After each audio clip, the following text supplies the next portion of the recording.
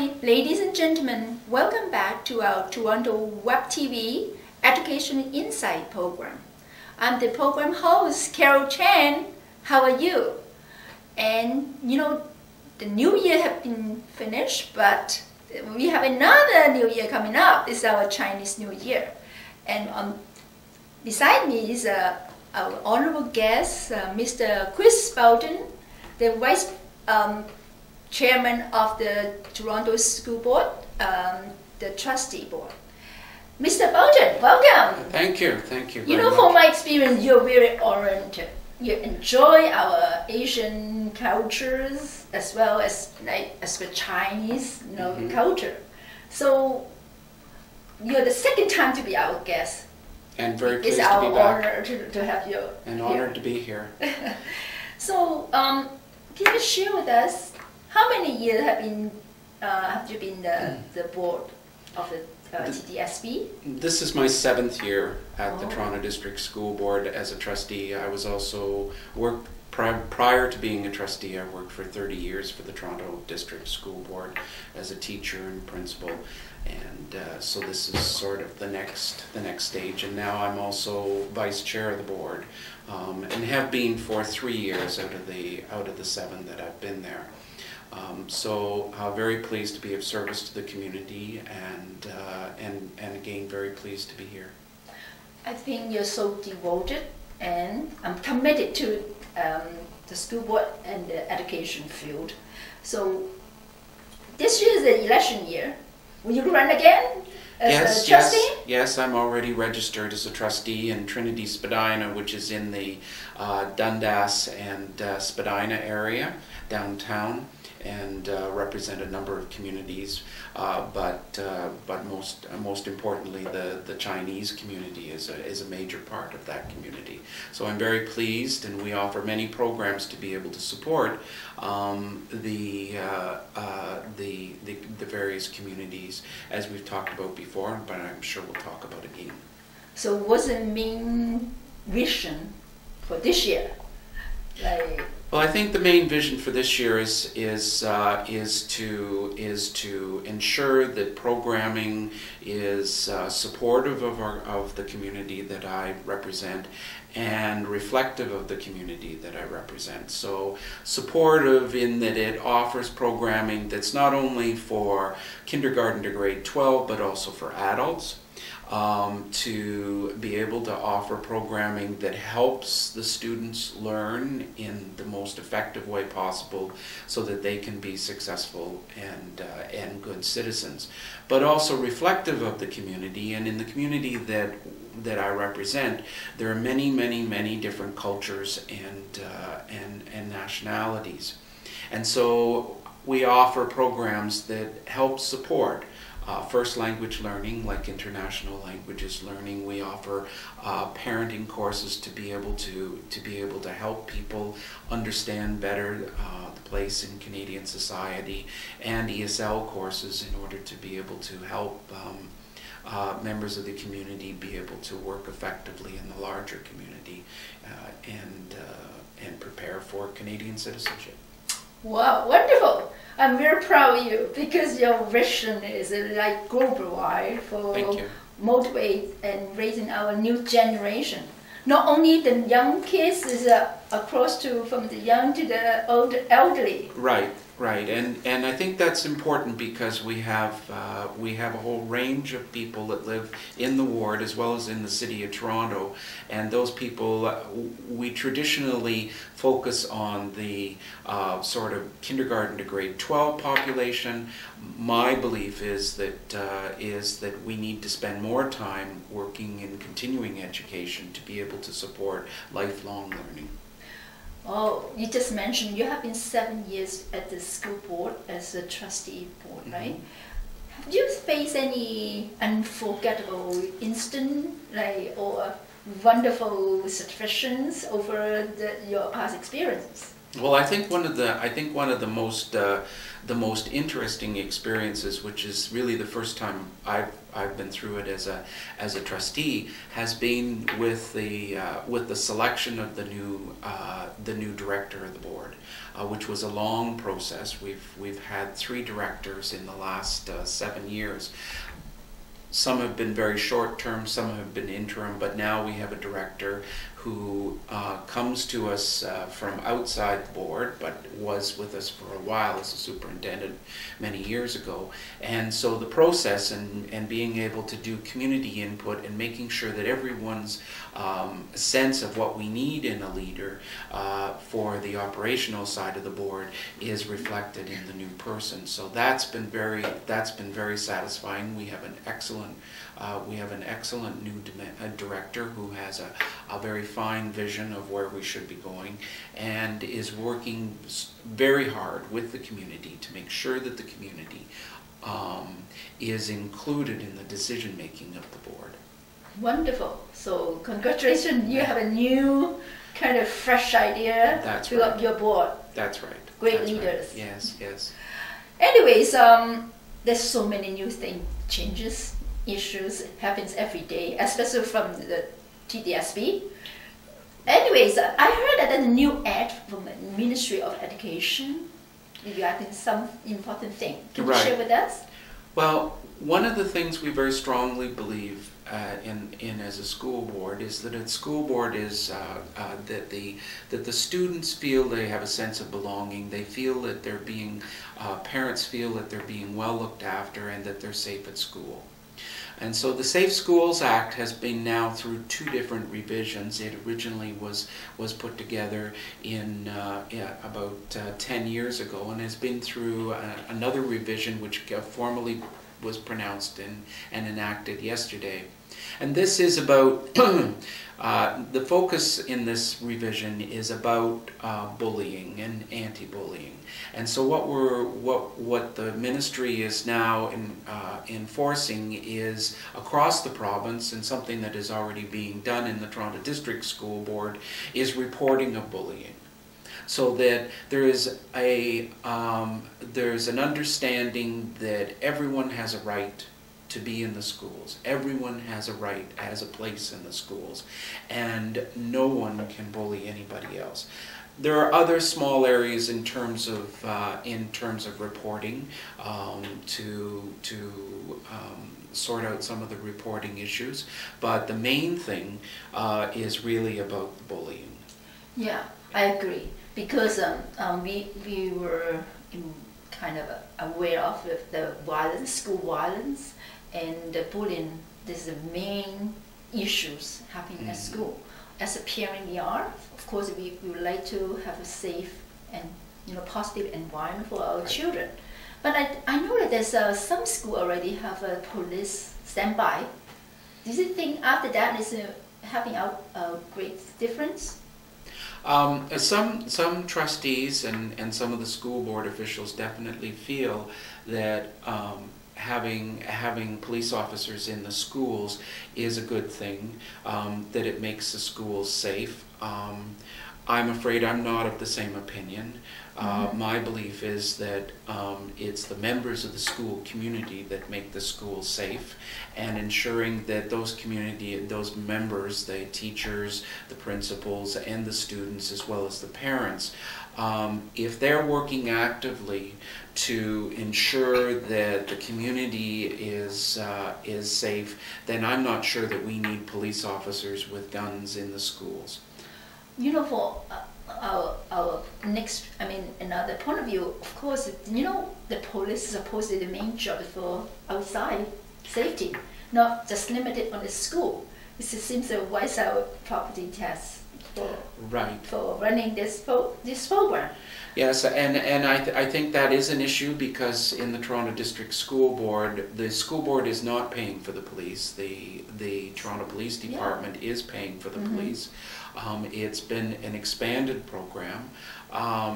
My major concern is that First of all, I believe that, you know, if you as a parent are in your child's school and you say to you know, and you see somebody there that you don't think belongs, you go up to them, you feel empowered to be able to go up to them and say, excuse me, you know, can I help you find the office, you know, type of thing. And teachers being in the hall, you know, and in elementary and secondary school is important. I think the other thing too is that concerns me is this this idea that if by any chance something happens in the school and it is an issue, the criminal the Criminal Act of Ontario overtakes the Education Act. So in fact, the principal and the staff, if anything happens in the school, no longer have any power to operate in the situation. The police who were in the school basically take over the school. And my feeling is that it disempowers the whole school to operate.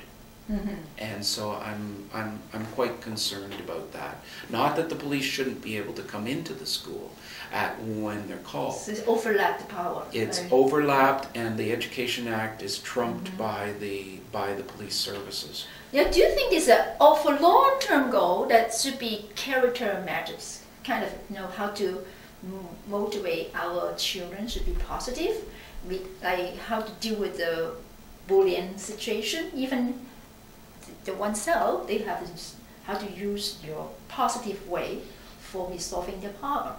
Like stop it. We always mention to the children, even verbally bullying. Still, we have to stop it right away. Otherwise, I will report. Something like that. Well, you see, and that's the situation, is that if we allow things to happen in the school, if you say, oh well, you know, I'll get that later, then that action of bullying or whatever has basically been condoned. And when you come back to the next time to saying to somebody else, you know, why are you doing that? Then they say, well, you never talked to Sally the other day about it, so I assumed it was okay. So we have to be always vigilant. We always have to keep it on the front burner. It always needs to be there.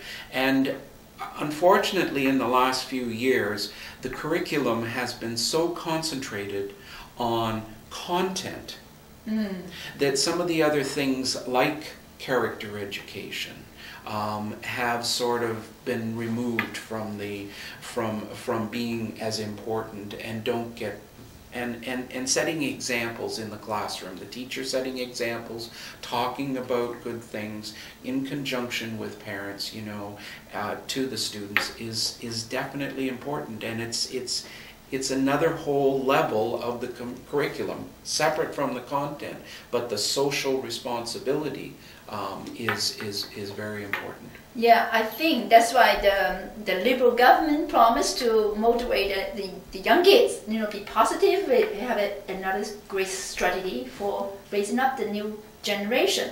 So the new act, like the early learning, even they have great deficit still, they will implement the new act through the public. So can you share with us about the early learnings?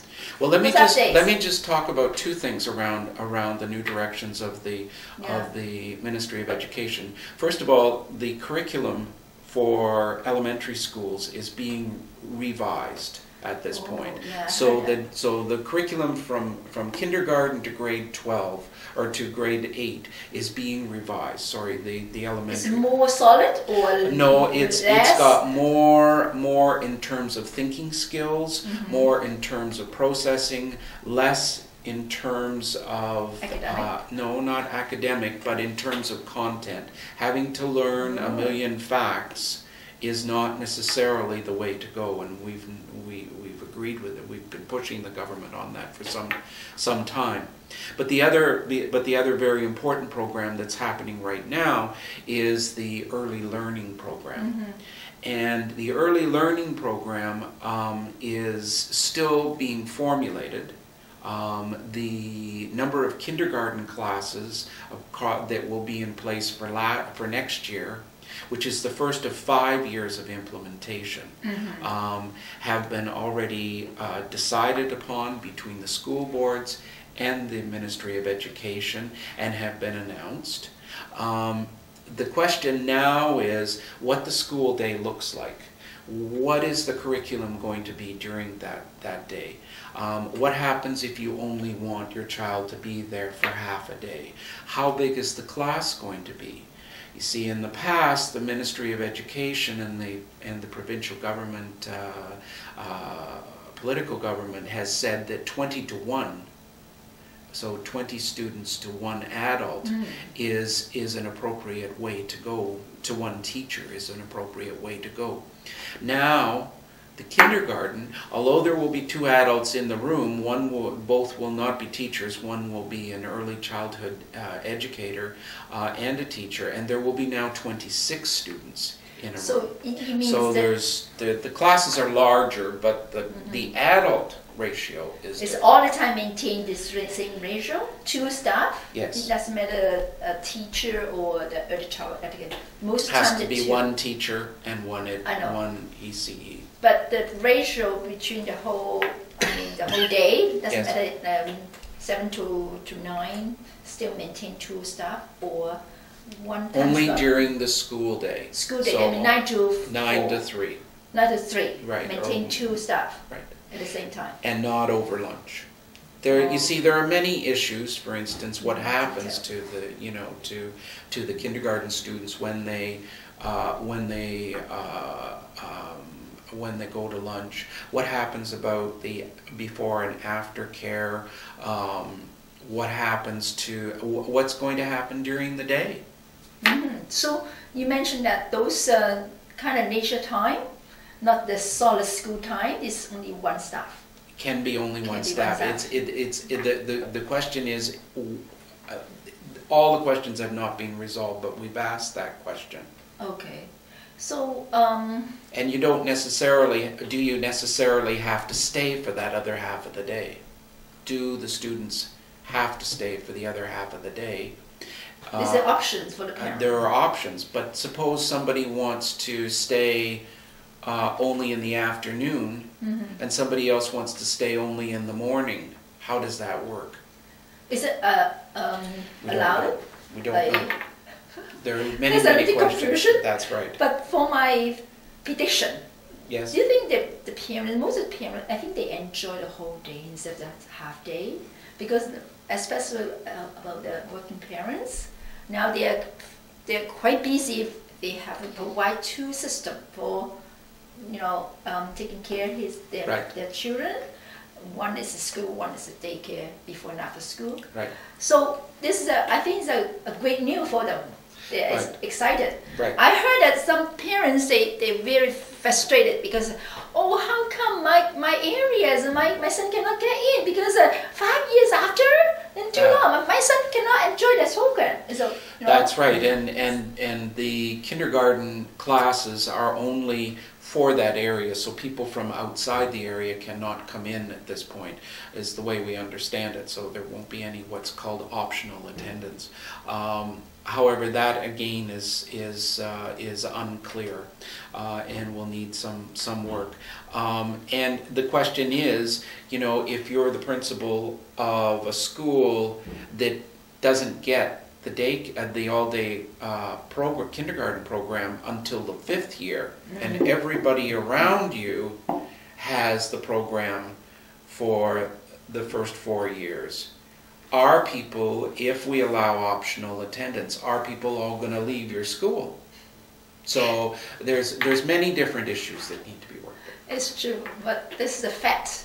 You Yes. cannot please everyone. No, Right. but I think there needs to be some clear thought about how to do it. It's the same thing as the primary class levels being set at 20 to 1. by setting it as a hard fact that all primary classrooms need to be 20-to-1, it has caused some real issues in terms of being able to staff schools and the number of students and the grade configurations of the various classrooms in order to comply with that. I think that offering supports and doing local solutions, allowing school boards to make local solutions and present their models to the ministry would be much more effective than having what is good for North Bay and good for, for Ottawa to be the same thing that has to happen in, York Region or Toronto doesn't necessarily work. That means like overall, the parents, they have a kind of options, but still have a frustration.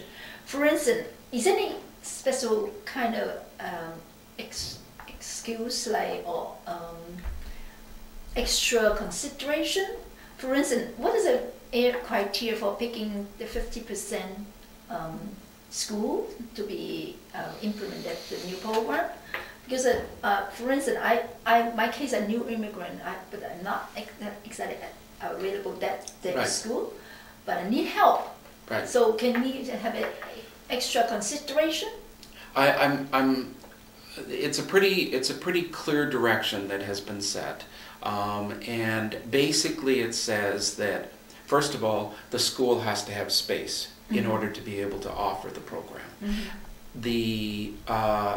The school preferably should not have a daycare in it, so that there's no disturbing of the daycares in the first year. And secondly, there's no thought that in the next few years that the school may be reconfigured or may be closed.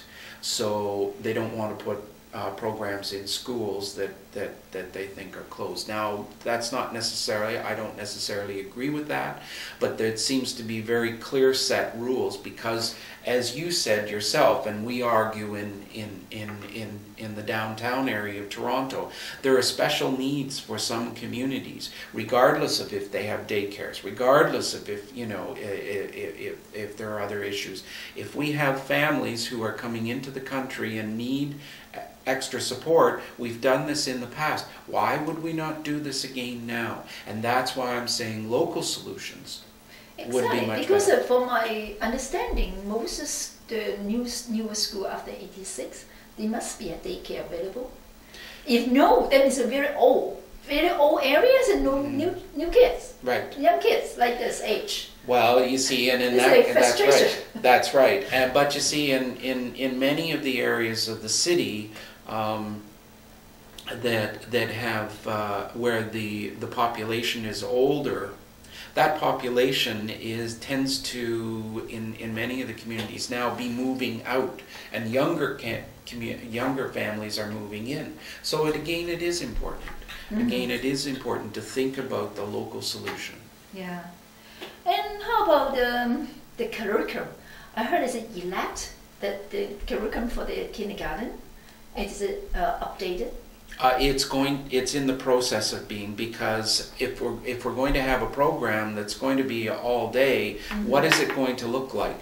And teachers and the teachers who are thinking that they would like to apply for the position, they need some support. And for some of them, particularly the younger teachers, they haven't ever worked with anybody else in the classroom. Older teachers might have had an educational assistant in the past, but if they taught kindergarten. But in many communities, there's got to be an understanding of what the roles are of the two people that are in the classroom. And parents need to be have an explanation of what it is that their children are going to be doing when they're there. Are they, going to be riding the tricycle around the gym all day? No. I mean, there should be activity times, but what is the structure of it? So what's the criteria or kind of qualification to be an early child educator? Right. In order at the system. Right. Under the new system, you will have to have a certificate for early childhood education. And so there have been new courses opening up for people who would like to get that certification. It takes 2 to 3 years to do it, although it can be pushed a little bit, and we are doing that in Toronto because we need so many early childhood educators to be able to hire for the programs. So the past qualification is like the diploma of early child education. Is it accepted? Or they have to go to the university? No. New courses just meant? No, they're what are called equivalencies. Okay. So if you have the equivalent of it and it's examined by the Human Resources Department, at least in the Toronto District School Board, as being acceptable, then it's given an equivalency. Okay. So is it a big need? Yes. Predictions? Yes. Well, given the fact that they will be in all schools, and in Toronto, that means that there will be over 440 schools that will have all-day kindergartens in them. So right. It's a big market. Right. That's good. And I heard that the swimming pool is a good news. Some good news for work with the partnership. Is it? Yes. So about a couple of years ago, I guess there was a motion passed at the board, which I didn't agree with, to close a number of swimming pools in the city.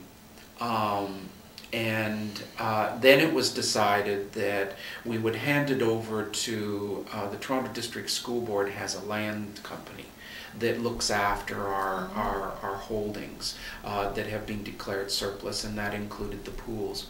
Over the last 2 years, I sit on the board of that land corporation, and over the last couple of years, staff from that group have been working very hard with the community to be able to ensure that people understand that the pools do not belong to the schools, they belong to the community. And in the past, it's always been the case that the school had control over the pool, and when the school was not operating, the pool would be closed. And so the community did not have access, and so in many communities, they actually were quite surprised that they had a pool right in the school next door. So there's been a lot of education. Then the exciting part is that through all the work, thanks to the communities and the permit holders that have come forward, I was able to move a motion at the Toronto Lands Corporation at the beginning of January, the second week of January, to move that we reopen 9 of the pools. Now there are still pools that are closed. There are some pools that have not been reopened, but we now have 9 more pools in the city that are now open. Reopened or they're reopened. Reopened. Oh. They were closed. They were full of water because we knew that if we emptied them, there would be even more problems getting them refilled again because of all the work that would have to be done when they dry out.